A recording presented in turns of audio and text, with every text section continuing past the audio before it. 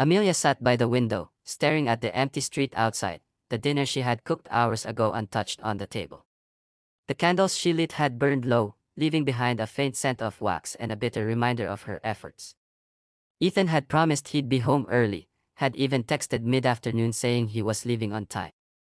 But like countless nights before, work consumed him, and she was left alone with silence that had grown heavier over the years. She loved him once with a fire that seemed unshakable.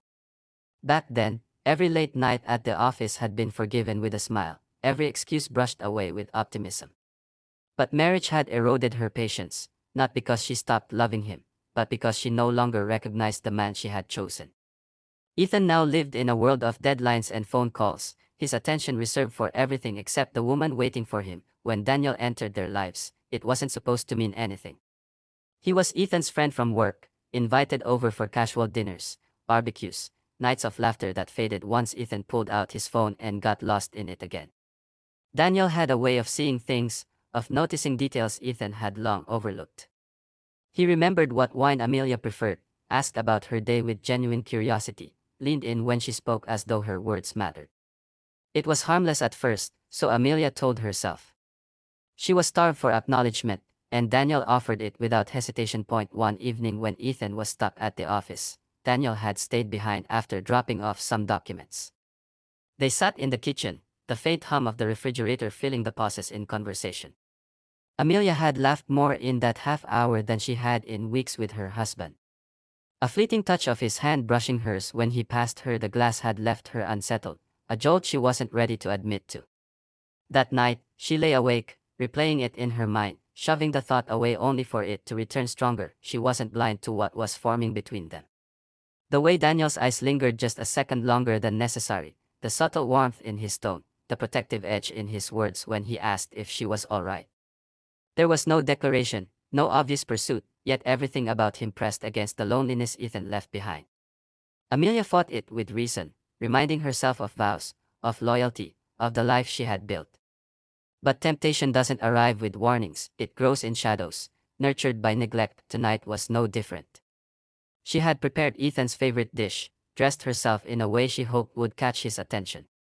By the time the clock struck 9, she knew he wasn't coming.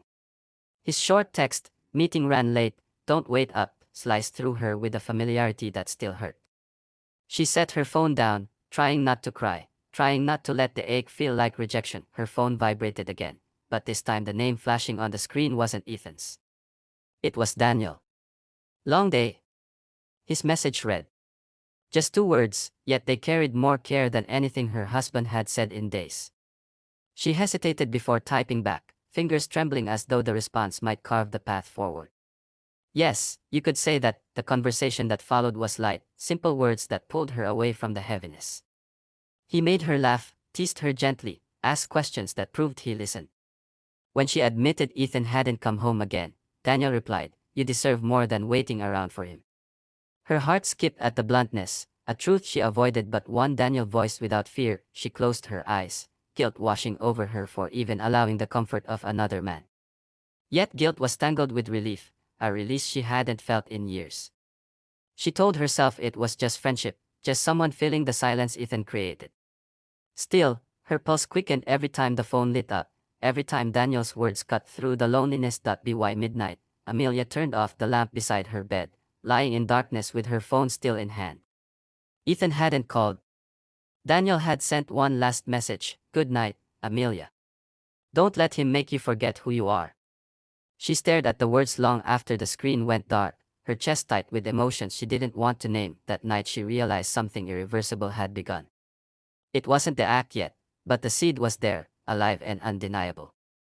And as much as she wanted to believe she had control, deep down she knew the pull was already stronger than her resistance. The cracks in her marriage had widened, and Daniel had stepped into the space Ethan left behind.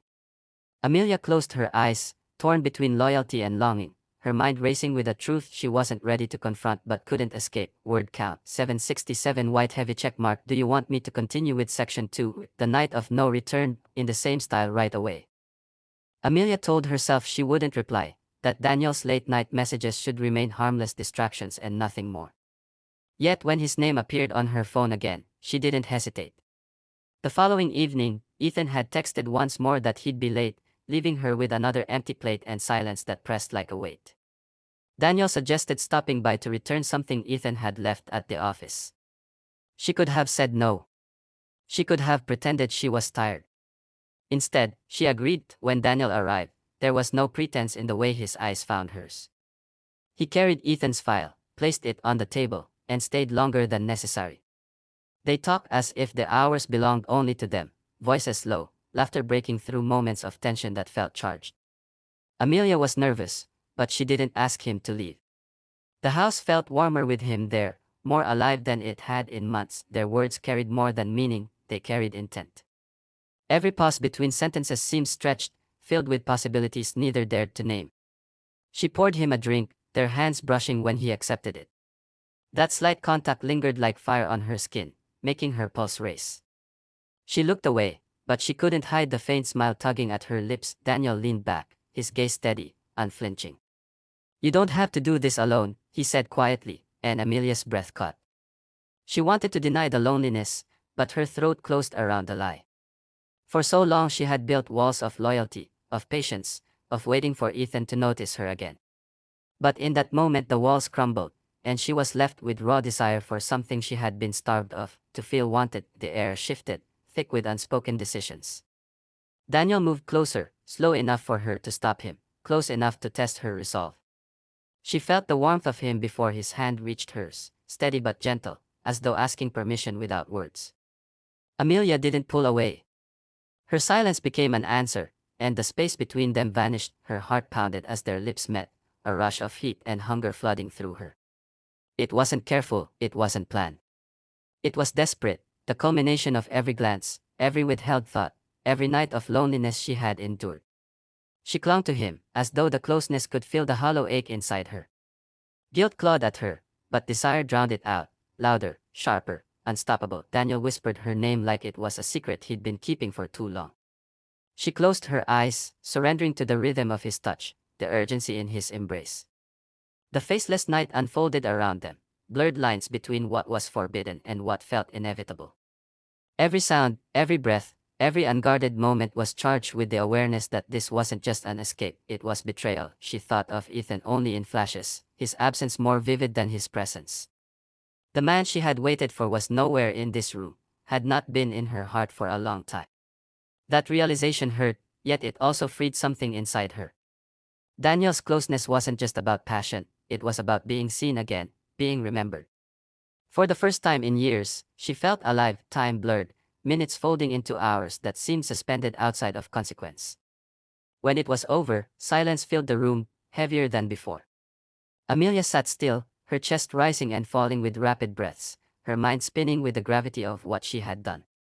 Daniel reached for her hand, but she withdrew, wrapping her arms around herself as if to hold in the storm. Neither spoke at first. Words felt useless, too small for the enormity of the act. Amelia couldn't look at him. She stared instead at the shadows on the wall, at the faint outline of her choices written in the dim light. The guilt seeped in now, sharp and suffocating, colliding with the lingering heat of his touch. She wanted to rewind, to undo, but the truth stood unchangeable between them. Finally, Daniel broke the silence. "You don't have to regret this," he murmured, but Amelia shook her head, tears stinging her eyes. "It changes everything," she whispered, her voice breaking. He didn't argue. He didn't apologize. He only looked at her with a mixture of longing and certainty, as though he knew this night was only the beginning. When he left, the house felt colder than ever. Amelia lay awake in bed, Ethan's side still empty, the sheets smelling faintly of Daniel. She pressed her face into the pillow, fighting against the tide of emotions, desire, guilt, fear, and something terrifyingly close to relief. She had crossed the line, and nothing could erase it. The silence that followed wasn't the same as before. It wasn't loneliness this time, it was aftermath. And Amelia knew with every beat of her heart that she had stepped into a place from which there was no return. Word count 771, white heavy checkmark. Do you want me to continue with section 3, the aftermath and confrontation? Now, same length and style. Morning light spilled through thin curtains, but the warmth didn't reach me. I moved quietly through the kitchen, setting a plate for Sammy while the kettle hissed. Armand scrolled through messages at the table, eyes fixed on the small screen. I wanted to ask if he'd slept well, if he'd dreamed anything worth sharing, yet the words stayed behind my teeth. We exchanged polite fragments about breakfast and the traffic outside, nothing more. That I used to believe marriage meant being known completely, even in silence. Lately the quiet felt like a wall I couldn't climb. Arman's voice was warm with our son, softening at each question Sami flung toward him, but with me there was a distance, subtle but steady. I told myself we were just tired, that all couples slowed down after a few years. Still, I missed the way his eyes once paused on mine, as though I were a story worth reading. Sami laughed, milk mustache bright against his face, and for a heartbeat the air lightened. Children have a way of making everything seem simple, as if love is an unspoken promise that never fades. I tucked that thought away while clearing the table. Work offered another rhythm. Zoya greeted me with her usual smile, a small anchor in a day that often felt shapeless. She asked if I wanted to join her for lunch later, hinting that I looked tired. I nodded, grateful. Around her I didn't have to pretend that everything was fine. She never pressed, but something in her tone invited honesty, and part of me longed to accept that. As the hours passed, I kept replaying fragments of my marriage. I remembered evenings when Arman and I walked along the river just to talk about nothing. We shared inside jokes no one else could understand. Somewhere along the years, those easy conversations thinned, replaced by updates about bills, errands, and Sami's homework. We were two responsible adults, efficient and reliable, but I wondered if affection had been traded for routine without us noticing. By mid-afternoon, I felt an ache I couldn't name. I missed the woman I used to be with him, lighter, braver, willing to speak first. Instead, I now measured my words, unsure whether they would meet indifference or patience.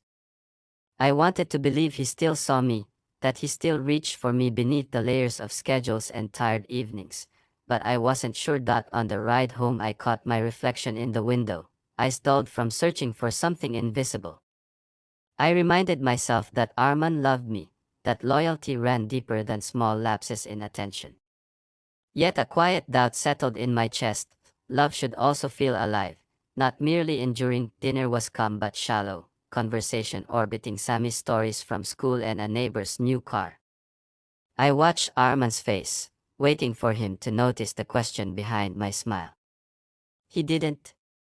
I laughed when I was supposed to, served another spoonful of rice, and told myself tomorrow would be different. Later, as Sami drifted to sleep, I lingered by his bedside, smoothing his hair until his breathing steadied. Moments like this grounded me. They reminded me why holding on mattered.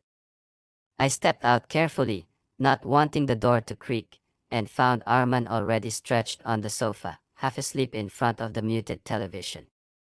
I sat nearby, hoping for a glance, a word, anything that might bridge the quiet. None came. I in bed, the distance between us felt larger than the space on the mattress. I watched the ceiling, thinking of all the things I hadn't said. A whisper inside urged me to reach out, to tell him I felt invisible. But exhaustion pulled me under before courage could rise. Lying there, I promised myself that the next day I would speak up, that I would remind him of the people we once were. Still, doubt lingered like a thin mist, wrapping every good intention. I wondered whether silence had already reshaped us into strangers living behind familiar faces. The thought unsettled me, yet it also stirred a quiet determination. I didn't want to lose the story we had built, not to forgetfulness, not to unspoken disappointments. I turned toward him in the dark, barely able to see his profile, and searched for traces of the man who once reached for my hand in crowded rooms. I couldn't read his thoughts, but I hoped somewhere beneath his sleep he still carried the same wish, that we might find each other again before the distance hardened into something neither of us knew how to break.